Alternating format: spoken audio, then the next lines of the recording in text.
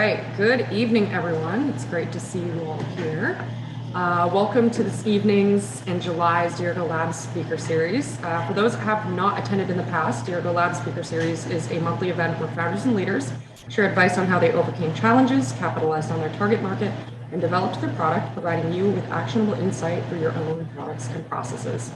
For more information, you can find us on Facebook or online at centralmaine.org and dirigolabs.org under our Speaker Series tab. I'd like to thank the sponsors for this evening's conversation. This free event is presented by Dirigo Labs and is sponsored by CGI, Valley Beverage, Thomas College's Harold Alfond Institute for Business Innovation, and BRICS Co-working and Innovation Space. This presentation is being recorded and will be available for later viewing on our YouTube channel.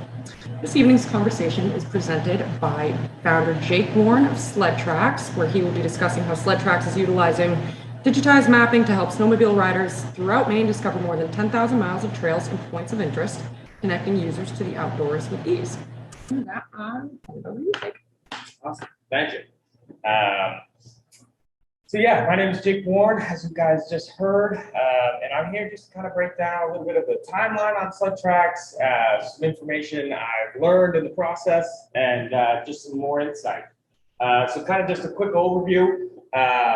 As you heard, like I just said, SledTRX is an interactive snowmobile map where riders will be able to pre-plan their trip with local trails and points of interest.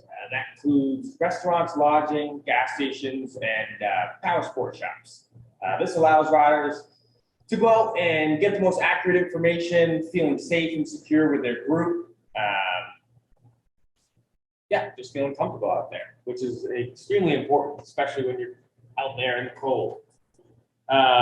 So I kind of wanted to describe a little bit about what my aha moment was. I think even in the newspaper, it doesn't always kind of cover some of the thought processes that I dealt with, especially at the start of this. So fun little story I kind of wanted to retell. When I first kind of found this idea, I was dabbling with a few other different ideas. And I was talking a lot with Mr. Duguay at the Innovation Center, as Sabrina just mentioned, partner of Dirigo's, about a few different ideas. And he recommended that I go to a town hall meeting where they were going to be discussing some of the markets, or I guess just about the snowmobile industry in general, some of the concerns, some clubs were supposed to attend. So I had a business idea in mind that I wanted to talk to some clubs about, and so that's what I went to go do. It was up in Winthrop, I believe, and first half of the meeting, I kind of just sat there and wanted to listen, take some stuff in, and I went there with this idea of trying to talk to them about an alert system in case an incoming snowmobiler was coming on the other way of the trail, a rider might be aware of what might be around the corner. But as they started talking and breaking down some of the concerns that the clubs had and that the town was trying to figure out, I realized that nobody was talking about the concern of an oncoming snowmobiler. Not that that isn't a concern. It definitely just wasn't the focus for a lot of people. There was more pressing issues at hand. And I quickly realized that the majority of the conversation was around land management, dealing with landowners, frustrated landowners. Joe Blow was irritated with the snowmobilers this year for going across his cornfield or something along those lines. And so that's when this idea started to brew. I realized that trails changed every year. People were frustrated when they couldn't get accurate information. And so again, that's when this idea started to really kind of form shape, and I realized the value of SledTRX. And so kind of branching off of that, the next step came to be, okay, what would that look like? I started creating ideas around, this big flashy app, lots of features, super interactive. And as I started to kind of get into the nitty gritty of what I might need, money, developers, some information and an understanding of starting a software business, we quickly realized I didn't know any of that either. So I kind of felt discouraged for a couple of months, and then I got in contact with my first partner of SledTRX, Nick Grimza. He's part of Tourist Labs here in Waterville, does a lot here at Dirigo, and you guys probably know him. And he kind of opened my eyes to starting a simple system. That's a term he threw around a lot. And basically it just means like, how can you create your idea in the most simple form. Prove that your model works, essentially. And so he started, working with me to try and create essentially just a simple website and, a Google Map. You can use Google Map drawing platforms. They're free to use. And that's how I got rolling the first year. Was a simple Google Map. I had Nick Rimza, who's not even, a developer per se, technically strong, but had build a simple website. And even, with that simple system, we were able to kind of keep, cost low, risk low, kind of allowed us to change a few things, continue to kind of really brew up the idea. And it certainly showed, I think, with even in the first year, we started to kind of get some credibility, start to make an impact, get noticed a little bit. Maybe some of you guys in the crowd know that, I won green light my first year, which again, just it's cool to show that a simple system can make such an impact, even, with a group like Greenlight Maine. We'd also been able to acquire some financing, again, kind of validating our business model for MTI. And then I've also just competed in some other competitions, Big Gig, attended some classes like Top Gun. Again, these are all kind of accelerator and interactive programs that help businesses get going. Obviously, Here Go Labs is one of them. Jake, if you don't mind, sure. Just really quick, if you don't mind a question. Yeah. Congratulations again on winning Greenlight Maine. You were going up head to head with other entrepreneurs, very talented people, a variety of different businesses and uses. What do you think set you apart? And what was your success factor in winning as the state competition, which is no small deal and a great badge of honor? Yeah, no, I appreciate that.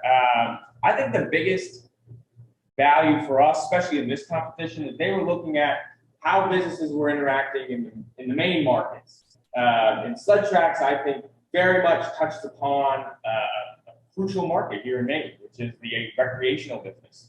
And I think that, I think it showed in my pitch that, this was going to continue to help, multiple different industries, both on ATVs, snowmobiling, the points of interest that we sell advertisements to, the clubs that we work very closely with. So, to that question, I think that's where they started to really see the value, is that we were working with multiple different parties within the state.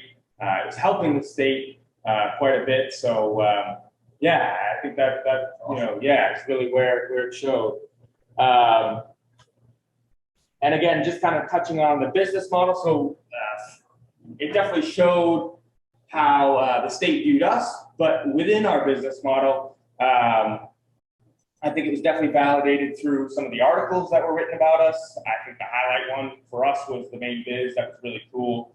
That's when I really started to notice some people starting to proactively reach out to me. And then even within our first year, we were able to sell 22 advertisements. Just for a quick little tidbit, that is how we generate income, is the advertising-based model. We feel that these local points of interest seem to kind of like it as well. You can picture like Joe Blow gas station doesn't have a lot of platforms for him to advertise. So, a market like this, where this is probably where 50% of his business comes from, this is a great platform for him to kind of get on and interact with. And most of the time I'm finding they like to support the snowmobile industry anyway. So it's been kind of a good model for us so far. And then, kind of touching upon just our market and our own outreach, since we are an advertising-based company. Obviously, we got to have the eyeballs on us to prove that. So the clubs have been a great way. Obviously, we want to connect with the clubs anyway for our data side of things. Obviously, we're working with them to collect trail information, and I want the most accurate stuff out there. So connecting with them is great, but it also taps into a very core group of riders within a certain town. So if I'm tapping into the Winslow Snowmobile Club and they really like my business, they're most likely going to talk about it with the rest of the club members. So that's a good way our business has started to kind of spread word of mouth, was connecting to the clubs. It's very, tight-knit groups. And then we've even been able to participate in an event last year with the Penobscot Club up in the Herman area. there's like an annual egg run that the Pine Tree Camps throws. It's a really cool event. I rode with a bunch of eggs in my shirt and tried to not break any during the snowmobile ride. Obviously, that didn't happen. But it was just cool to kind of have a club want to like work with SledTRX. I was just excited about that. I thought it was a cool little credibility point and just a neat piece. But then on our actual marketing point, we've just been sticking with social media. It's super, virtually no cost for us. And we've been able to make, a pretty big impact. On two of our platforms, we have over 1,000 followers, Instagram and TikTok. People feel a little iffy on TikTok, but it's been still a great way for us to connect to a young crowd. And then we have been venturing with YouTube. I want to show you guys a quick clip if that was all right. We've been messing around with a few different film editors and some really quality people with drones and different kinds of cameras. So just kind of to show you what we have to continue to, what to look forward to as we continue to grow in our marketing.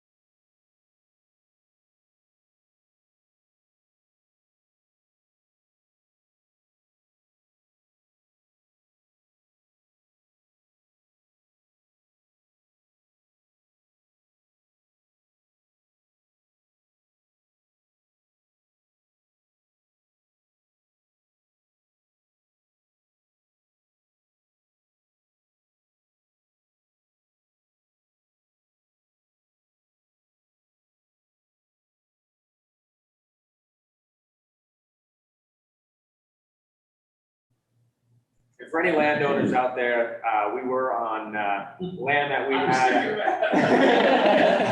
Yeah. I don't get permission to do No, it was a friend of ours, so we were good there.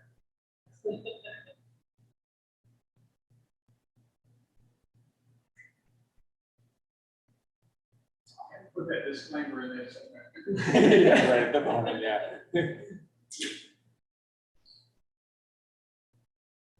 So yeah, our marketing has been pretty, I'd say, successful. And honestly, it's been pretty enjoyable. I like working with a young group of guys who also just like talking with clubs, trying to get pictures and content and go out riding every weekend. So my kind of next point that I think paints a little bit clearer direction on where SledTRX is headed. So I wanted to touch upon our second year of business. Most of the presentation, I talked a lot about our first year, which we made a lot of headway, which is awesome. Second year was definitely more of like our learning curve, I'd say, year. We had acquired some financing, and we had looked to set up a contracting agreement with a developer. And again, this is just kind of where my, some of the learning moments kind of came in. I realized that we were lacking a few elements to setting up a software business. And that kind of looked like no localized storage. So you can think about if we're storing trail data, you obviously want that self-contained. You can create or purchase cloud-based databases, but they're much more susceptible to people taking it. The company might use your information in other ways. And again, just for setting up a software business, that's really not a precedent you want to set right then and there. So delays started to happen as I realized that I needed more and more things. And when our time frame was to release at the start of the winter, it became more and more tricky as we kind of had more and more time or delays. So we ended up actually not being able to release the service last year. We probably could have released something functional. I just didn't want to release something half functional. So we kind of held off. But the reason I bring this up is, again, it was certainly a learning moment. And we have, I don't want to say pivoted because the business is certainly the same, but how we're trying to set up our infrastructure now is a little differently. We're really focused on, rather than setting up contracting deals with freelance developers, we're looking to build out a team. In the spring, after that whole kind of winter, we were able to acquire, actually, there's a friend of mine, Nate Gagnon, who came our first party of our development team. And he's been great, kind of setting up a management system, how to kind of continue to bring more people in, how to evaluate them, how to assign them tasks, tickets, and that's been a big moment for us. So recently now I can say, because it actually happened this week, we've now brought on our second developer of our team, which is great. Again, building out the team is now one of our more core focuses. And although the team may be part-time, as you know, as Nate might have a full-time job and this other kid, Spencer, might have a job, even when they're working part-time, it's much more reliable and easy for us to predict timelines when they're incorporated into the business.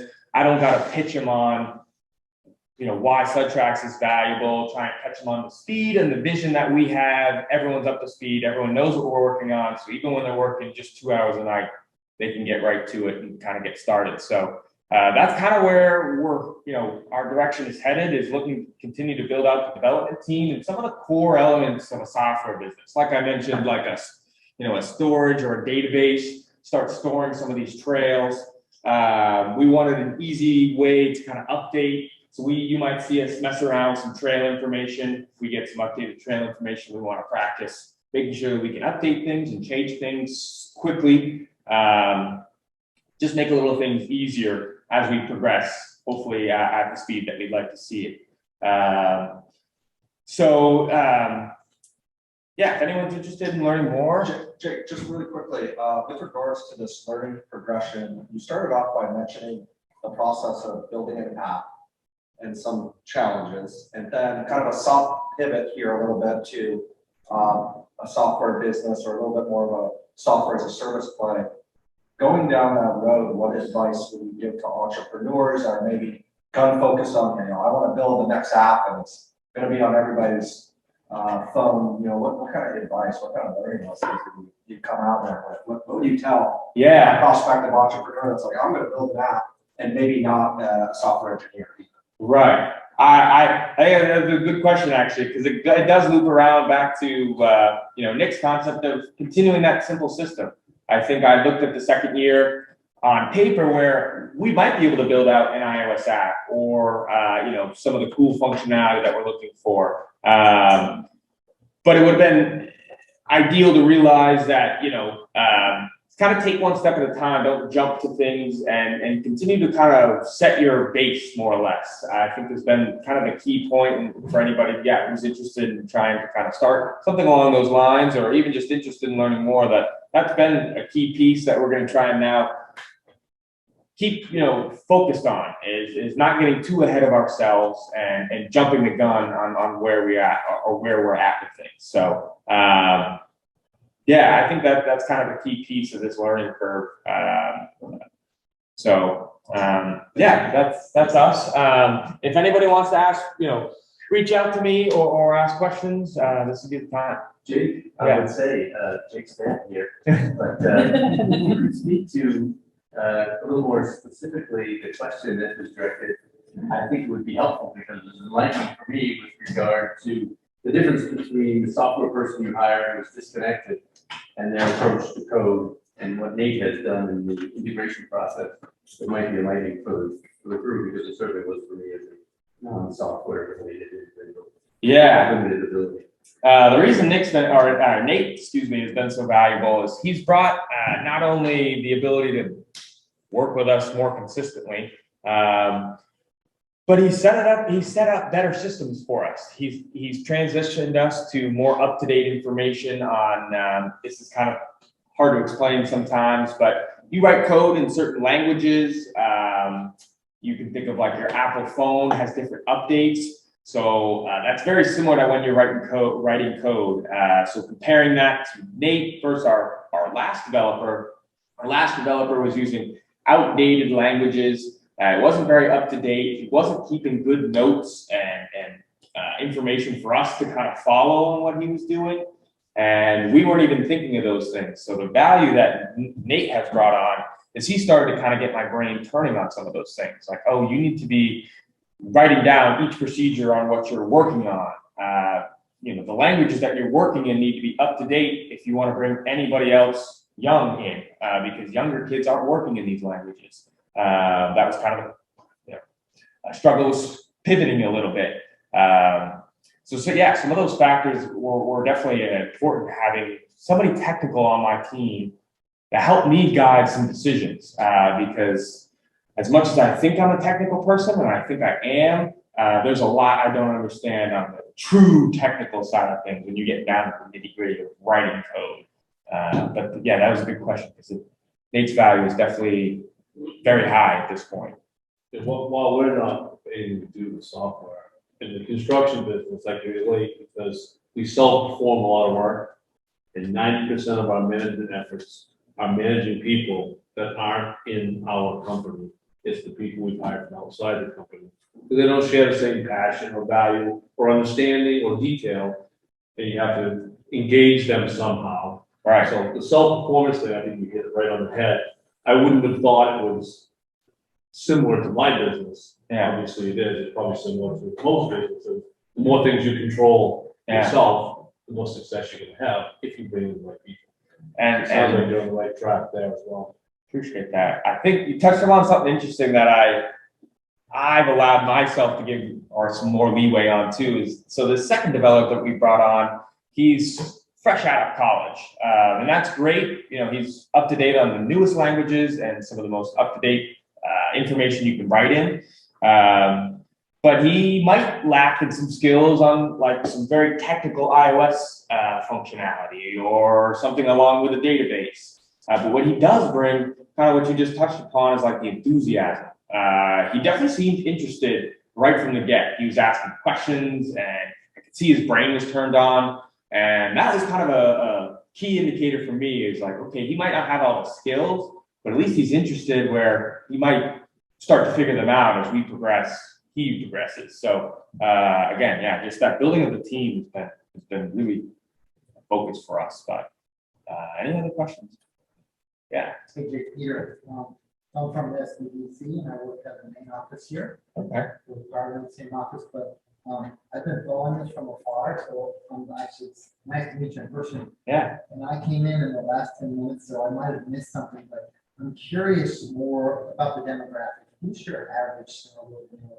Is it men over 40? Is there another component, like women that are part of that crowd? How does it work?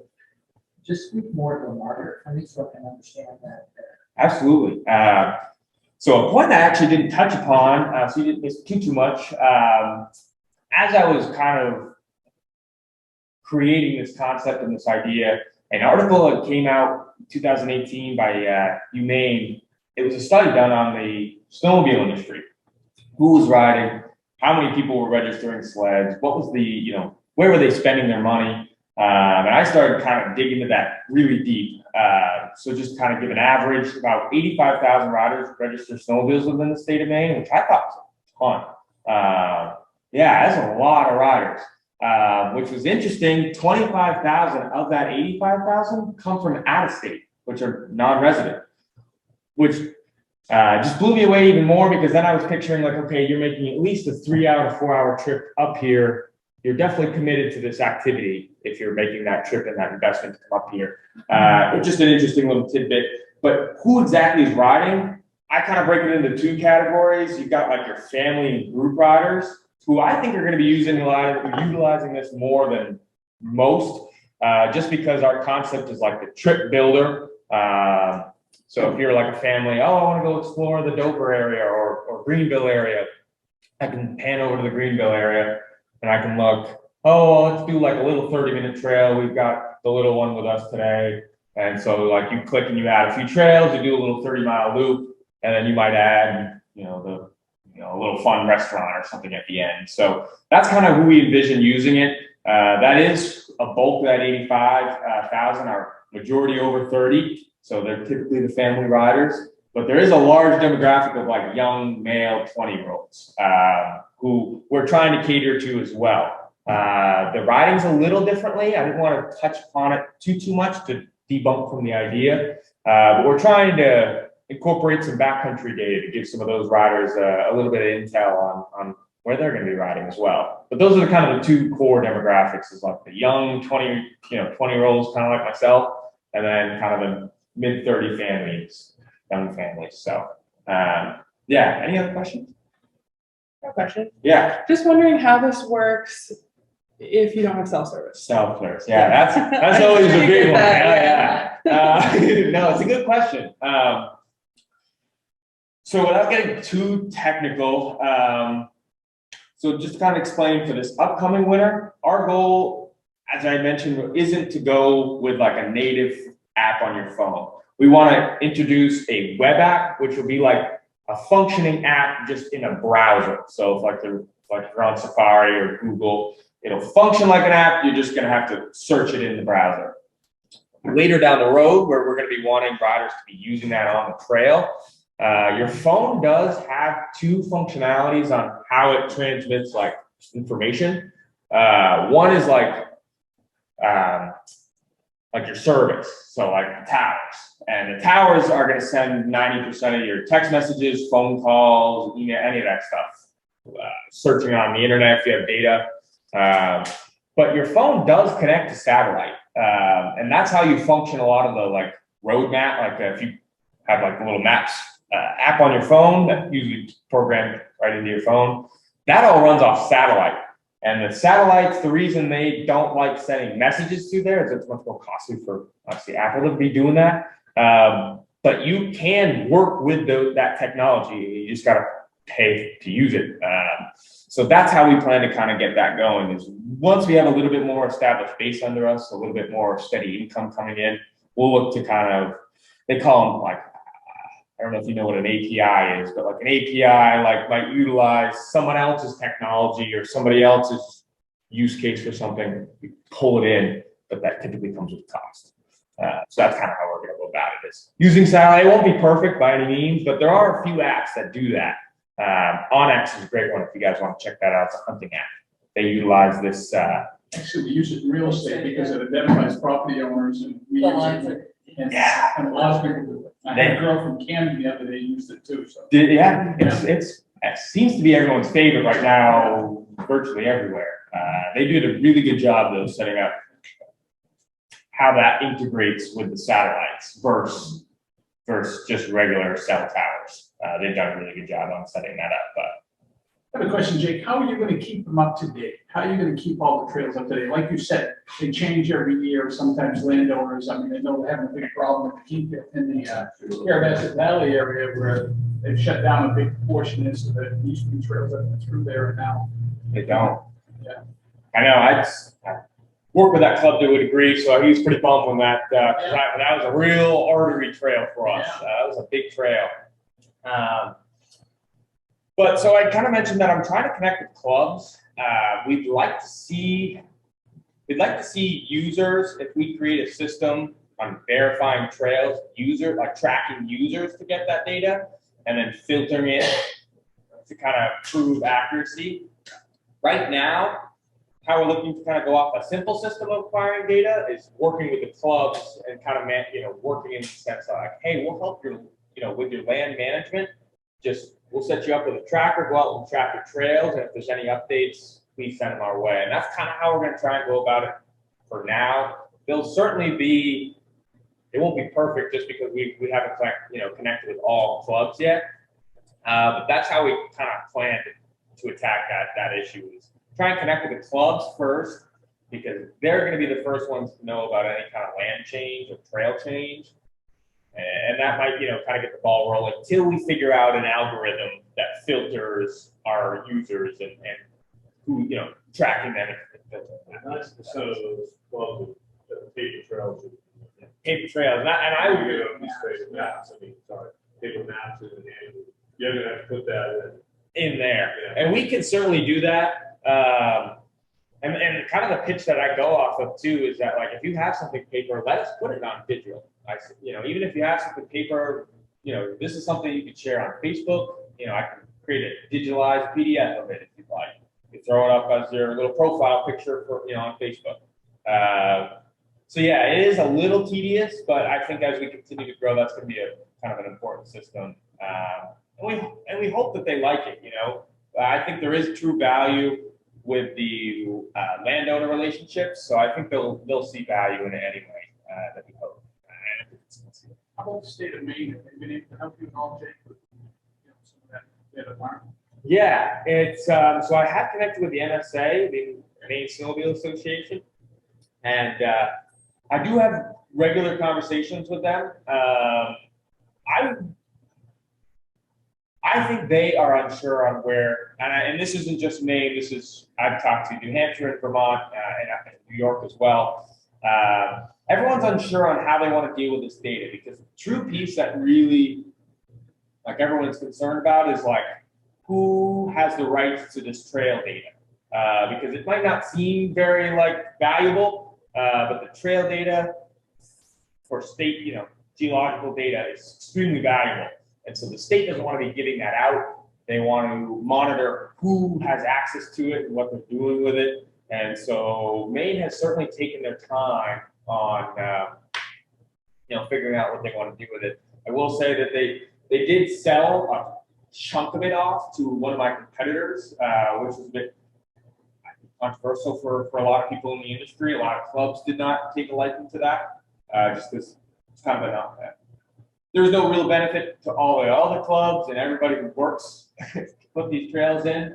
It's kind of just, again, I think there's some ambiguity about it, but yeah, I think I think there's a lot of room to kind of see where that goes, because I think that a lot of states on the east are not sure where they want to take this.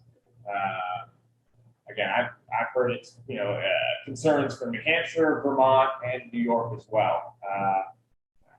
They are not always as happy with my competitors, just in the sense of, like I touched upon, the value of SledTRX is changing the trails. My competitors have a real struggle changing those trails. They're not a software business. Just to kind of be open, I guess. My two competitors are the snowmobile manufacturers, Skidoo and Polaris. They've really been pumping the heck out of these apps that they want everybody to use, but in my biased opinion, I definitely know it's a biased opinion. Again, they're not validating this trail data, you know, to firsthand. They're not validating accuracy of it. Yeah, exactly. And then if you want to change those trails, it's a lengthy process to go in and change those trails. So there are some frustrations I'm seeing with some of my competitors, especially with the clubs. The clubs have not taken a super liking to it, but I think that's where we're trying to kind of hopefully butt in a little bit, step in and make an impact. So any other questions? Yeah, just kind of dovetailing out that, you mentioned kind of Polaris and these clubs. Excuse me. I think I even saw a Winslow-based outcome in there, which kind of makes the Rolls Royce of snowmobile trailers.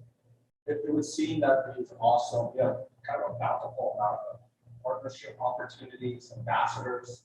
You have a great brand identity. You know, app we were talking about there, where how important are those partnerships? And what does the future look like for flipping that into monetization? What does that look like in the future? Yeah, I think, we were chatting a little bit about it earlier. I think connecting with clubs and some of the main businesses are going to be key, because I think they dictate a lot of the smaller groups that are within Maine. As I was mentioning, a great way for us to kind of spread the brand is connecting with clubs, but I think they'll also dictate whether the demographic uses the product at all. A couple bad reviews might turn an entire town off, but also on the contrary, if we get everybody excited about it and everyone starts to see the value, then things could start to really move forward pretty quickly. And again, we've had these competitors our whole process, and we've still been able to make quite an impact here in Maine. People still seem to want to go on just through a website. We don't have the technical products like our competitors do, but users seem to not care. I think it's because of the value of our product, what we have to offer, who we're connecting with, all those points. So, yeah. Any other follow-up questions? Yeah, I wonder if anybody else has questions. Could we have a tour of the website? Sure. Yeah. On my website. I just have two quick questions. Yeah. I think that's a great idea. Number one, and only if you're comfortable. Do you have a goal or a fundraising round, like a Series A or a friends and family in the near term? And if so, what does that look like? Yeah, I think we're, as I kind of mentioned, we're pivoting and we're looking to build out our team. So funding is definitely within our view here within the next year or so. I envision it being some more of a friends and family kind of acquiring of capital. What that looks like and what we're offering there, I think it's still kind of up in the air, just because we're fine tuning exactly what we want. We're adding team members. How many team members are we looking to add? How many can we add? So some of the, those factors are we're still kind of working out, but we definitely will do the next year. Awesome. Thank you. And then just kind of curious on an interpersonal note for you as a young entrepreneur going on this journey, and the backdrop is kind of this inflection point of Maine with other very strong Maine-based startups from aerospace to aquaculture to products. And you're now in that same playground, with that equally dovetailing and drafting off that Maine brand identity. What has that been like for you? Entrepreneurship to be very lonely, very challenging, but also very rewarding. Just what is it like for a day in the life of Jake running this company? Yeah, no, it is like you said. I think a lot of people sometimes see it as like maybe lonely, but because there are moments where it gets super tough. I'll stay up super late and I have to wake up first thing in the morning, and everyone's like, "Okay, why don't you have energy to come out with us tonight?" Or something like that. They don't get the whole picture, but there are some really, really cool moments. Like I came to the pitch competition here a few weeks ago, talked with a slew of different businesses. It was really fun. Some of them knew about me, so I kind of had a fun back and forth. Even before I presented here, Dylan, who works just right across the hall, tree free, he just popped in, say hello, wish me, good luck on the presentation. It's kind of fun to have, connections like that, and just kind of a network that you can rely on and work with. That's kind of one of the coolest parts for sure. So that was a good question. Yeah, it's something I enjoy. You've done such a great job. Thank you. Yeah, I appreciate it. So, but let's check out the site. I will say we are still kind of working on somewhat of a static website, kind of updated, because this is still what we had up from the winter. But I think it still gives you guys a good idea.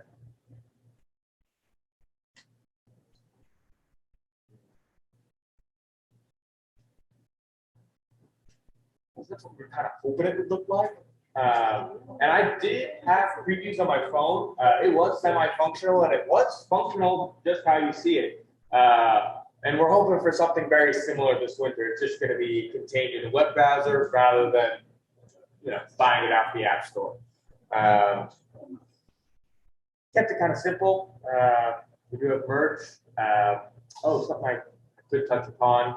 We have been expanding on our advertising packages, which has been kind of interesting. I had you guys all know the law. This is Joe Bornstein. I'm sure you've seen the ads. They had reached out to me last winter wanting to present their safety handbook that they like to kind of present to riders. They put it up on the MSA website. And so they asked if they could buy an advertisement spot on our website. The reason I thought that was so cool is just because our model really is around the points of interest, like the gas stations, restaurants, and lodging. So it just was very nice to see and open my eyes to, okay, it doesn't need to be just that group of businesses. It can be anybody who wants to cater or showcase themselves in the snowmobile industry. So that was kind of a neat little point. But yeah, that's the website. Yeah. Very clean. Kind of get the idea very quickly. And again, even though this is supposed to be what our iOS app was supposed to look like, it'll look very similar on our web version as well. So the merchandise go all right for you too? The merchandise, I mean, is it kind of pain in the neck to do? Do you like doing it, or the merchant? I like it. Just it can be tricky if you want to purchase things off the website. Setting up securities around that, but getting people to wear the brand is awesome. Near the end of the spring, I was more or less just kind of getting everything. I wasn't too concerned about charging people for shirts. I more or less just wanted people to have the merch, wear it, get it out there. So no, I just really enjoy the merch piece. Sure, Rob. Because the few times that I've had a shirt on, people said, what is that? It's a legal shirt. And then you have, you know, so you have all the stuff explaining what it's going to be. It's just a good Little marketing good team. way to get out there. It's funny you said that because I had a similar story. I was out at the bar.